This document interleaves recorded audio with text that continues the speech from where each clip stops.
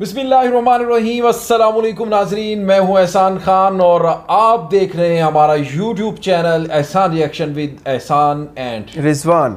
Viewers, आपके लिए हम मुसलसल बैक टू बैक वीडियो लेकर आ रहे हैं, डिफरेंट टॉपिक पे डिफरेंट कंटेंट लेकर आए। थोड़ी देर पहले जो अपडेट्स हुई थी तालिबान की तरफ से अफगानिस्तान में, वो भी वीडियो लेकर आए। और इसी तरह एक वीडियो हमने दी आपको कि एक व्लॉगर हैं इंडियन, वो स्टूडेंट्स भी हैं शाही यूनिवर्सिटी के रिलेटेड। और अब है जी जो वीडियो पाकिस्तानी मीडिया की तरफ से एक बहुत ही एक्सपर्ट हैं डॉक्टर सरवत साहब, उन्होंने इकॉनमी इक्तिसादी तौर पर बांग्लादेश इस वक्त कहाँ खड़ा है, बहुत ज़्यादा उन्होंने तारीफ़ें की हैं बांग्लादेश की और एक्सपर्ट की।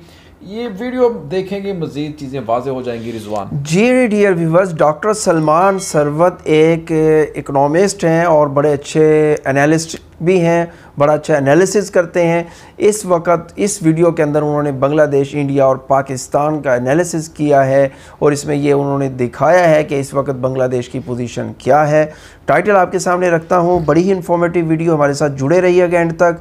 टाइटल आपके सामने रखता हूँ जी, is Bangladesh really richer than Pakistan and India now by doctor Salman Sarwat. क्या अब इस वक्त बांग्लादेश इंडिया और पाकिस्तान से अमीर है? ये बड़ा ही एक हकीकत पर मबनी उनका एक एनालिसिस है। सवाल तो है बढ़ते हैं वीडियो की तरफ और एंड तक हमारे साथ जुड़े रहिएगा। डॉक्टर सलमान सरवत का एक नाम है इकोनॉमी की फील्ड के अंदर और बड़े ही मंजे हुए तज्जिया निगार भी हैं पाकिस्तान के। और अगर अभी तक आपने एहसान रिएक्शन को सब्सक्राइब नहीं किया, नए आए हैं, अभी अभी विजिट किया है, तो एहसान रिएक्शन को व्यूअर्स ज़रूर सब्सक्राइब कर लें, बेल आइकन भी प्रेस कर दें, लाइक भी कीजिएगा।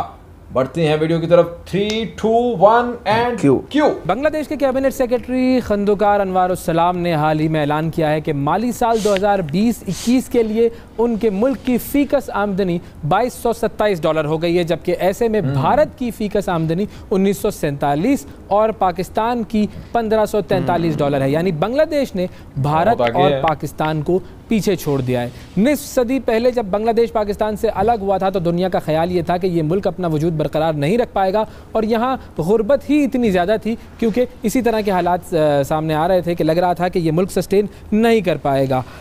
अब ये मुल्क पाकिस्तान और भारत दोनों को पीछे छोड़ चुका है। पाकिस्तान बांग्लादेश से 70% अमीर था जब पाकिस्तान से बांग्लादेश अलग हुआ था, लेकिन अब पाकिस्तान से 45% बांग्लादेश अमीर हो चुका है। इस हवाले से हम बात करेंगे कि वाकई क्या ये स्टैटिस्टिक्स, ये कंपैरिजन दुरुस्त हैं और बांग्लादेश ने ऐसा क्या किया। हमारे साथ डॉक्टर सलमान सरवत मौजूद हैं जो कि माहिर माशियात हैं। अस्सलाम वालेकुम डॉक्टर साहब। वालेकुम सलाम, क्या हाल चाल है अवैस, खैरियत से? सलमान साहब, ये जो हमारे सामने कंपैरिजन आ रहा है कि बांग्लादेश ने भारत को भी पीछे छोड़ दिया है, पाकिस्तान को भी पीछे छोड़ दिया है और मईशत के एतबार से ये मुल्क दोनों से आगे निकल चुका है, ये स्टैटिस्टिक्स अचानक एक तो ये कि सामने कैसे आया, उसकी कोई ख़ास वजह आपके सामने कुछ नज़र आती है आपको? अच्छा अवैस, ऐसा है कि अभी पिछले दिनों सोशल मीडिया पर और वैसे भी कुछ आर्टिकल्स जो है नज़र से गुज़रे कि उसमें उनको पढ़ के ये एहसास हो रहा है कि जैसे ओवरनाइट ये बांग्लादेश जो है वो तरक्की कर गया। अच्छा, एक और बात जो जहन में आ रही है कि जब उन आर्टिकल्स को हम देखें या उन मुबाहिस को हम सुने तो ऐसा महसूस होता है कि बजाय हम अगर कोई तरक्की कर रहा है तो उसको हम प्रेस करें, हम अपने आप को कोसना शुरू कर रहे हैं।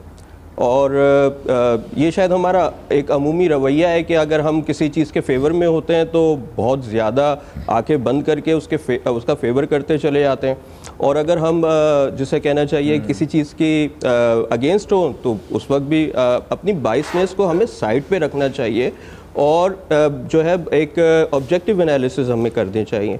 अब जहाँ तक रही बात इकोनॉमिक परफॉर्मेंस ऑफ बांग्लादेश ना जी, इकोनॉमिक परफॉर्मेंस अगर हम उसको थोड़ा सा एनालाइज करें तो आप हमें थोड़ा सा गाइड करें हमारे नाजरीन को कि क्या ऐसे नंबर्स हैं जिससे ये बात सामने आ रही है कि बांग्लादेश ने भारत और पाकिस्तान को पीछे छोड़ दिया, और क्या वाकई ऐसा ही है?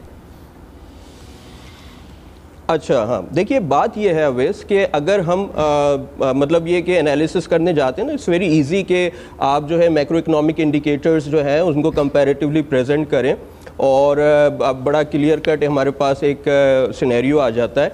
लेकिन बात ये है कि क्या ये कंपैरिजन हर मैक्रो इकोनॉमिक वेरिएबल का हो भी सकता है या नहीं। अब मैं आपको मिसाल दूं कि अगर हम जीडीपी की बात करें, आपने भी अभी कोट किया कि जो है वो इकोनॉमिक ग्रोथ उनकी बड़ी ज़बरदस्त रही है, और अगर नॉमिनल जीडीपी जो होता है वो कैलकुलेट किया जाता है एक्सचेंज रेट की, मार्केट एक्सचेंज रेट पे। उसको हम देखें तो हमें बांग्लादेश की इकॉनमी जो है उसका साइज़ $350 बिलियन का नज़र आता है। पाकिस्तान अभी 300 पे भी नहीं खड़ा हुआ, तो हमारे सर में दर्द होना शुरू हो जाता है कि यार ये कैसे हो गया।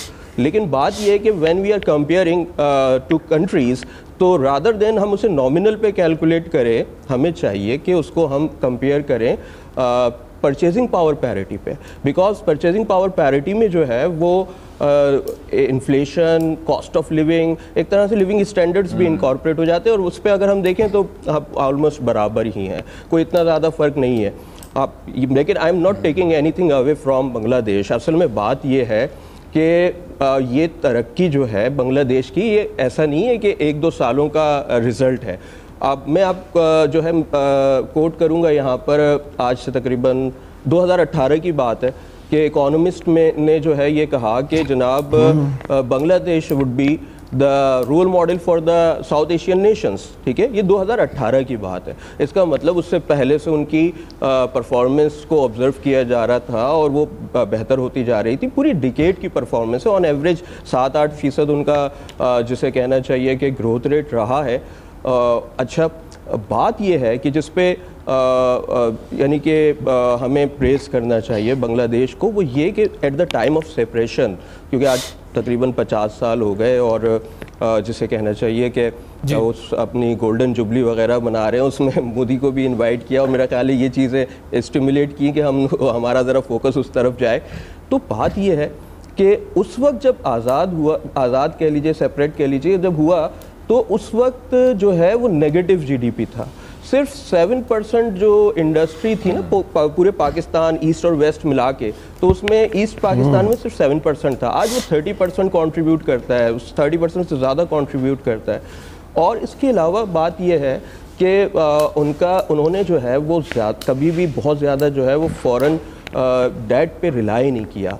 अब मैं एक मिसाल दूं, मैं किताब पढ़ रहा था making of development economics, modern economics जो है उसके, ये मार्क्स स्कूजन की है। उसमें मैंने एक चीज़ नोट की कि जितने भी जिसे कहना चाहिए कि इकोनॉमिस्ट हैं, वो सारे के सारे जो हैं वो वाइट हैं। There is not a single non white economist सिवाय एक बंदे, और वो था डॉक्टर मोहम्मद यूनुस, जिन्होंने वो ग्रामीण बैंक का सिलसिला वहाँ पर शुरू किया।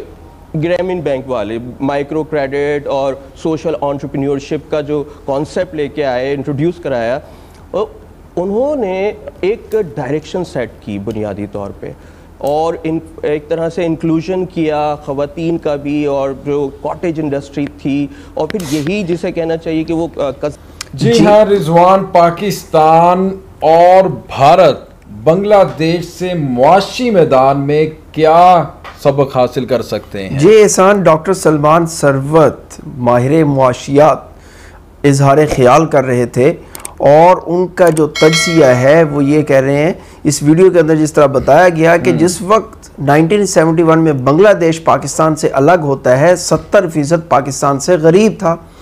अब जो सर्वे आया है उसके मुताबिक वो 45% पाकिस्तान से अमीर है। देखें कहाँ बात चली गई। डॉक्टर सलमान सरवत ये बता रहे हैं कि ये ओवर द नाइट ये सारा काम नहीं हुआ। हाँ जी, रातों रात ऐसी बात नहीं है, कोई जादू की छड़ी उन्होंने चलाई है और वो अमीर का चिराग नहीं है, बन गए हैं, ऐसी बात नहीं है। इसके पीछे उनकी मेहनत और उनकी काविशें हैं, उनका एक तसलसल है जो कई सालों से चलता आ रहा है। और जब उन्होंने बात की कि गुर्बत वहाँ पे बहुत ज़्यादा थी, पिछली वीडियो में हमने ये बताया कि अमेरिका के अंदर जो उनका न्यूयॉर्क टाइम्स है उसके अंदर भी आर्टिकल छपा है जिसमें उन्होंने जो बाइडन को कहा है कि अगर आपने गुर्बत कम करना है तो आप बांग्लादेश से सीखिए कि किस तरह बांग्लादेश ने अपनी गुर्बत पे कंट्रोल किया है, और पूरी दुनिया आज इनकी गुर्बत पे कंट्रोल करने की मुतारिफ है।